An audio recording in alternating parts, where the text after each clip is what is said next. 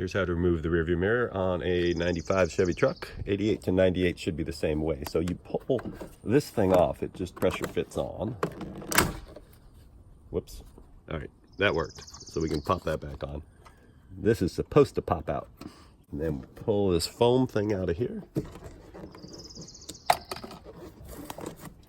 You'll see 1, 2, and 3 10mm nuts that you need to take off.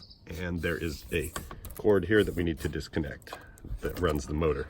There's a little tab on there you pry with a screwdriver. Pop. You're gonna make sure you don't lose it down the door. I'm gonna tape it up, the piece that's inside the door, so I don't lose it.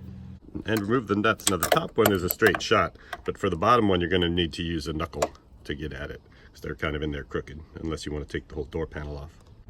So I've seen other videos make this look easy, but it isn't.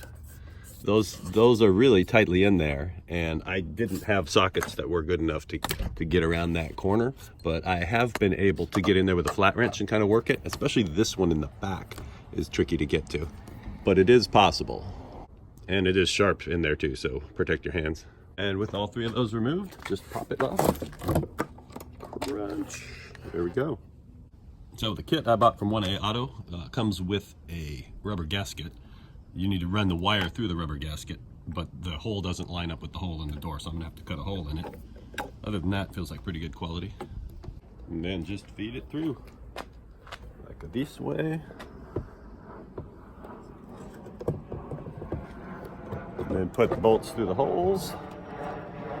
And get the top one started. And then in here, without slicing up your hands or dropping the nut down the door, you've got to figure out how to get that on and that on. It is not easy, but it's definitely possible. And then I'm going to tighten it up with a flat wrench. All right, and then we torque them down. The top one's easy. The bottom ones, you've got to spend half an hour with a flat wrench reaching around a corner to get. Not much room for a camera, but here's basically how I'm doing it. Stick the wrench in there, grab onto it, and then just move it a little bit, and then just keep doing just a little bit at a time.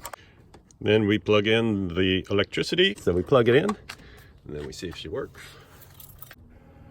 And it works. So now we just jam the rubber thingy back in here. And then this piece goes back over its thingy, like that. And we're done.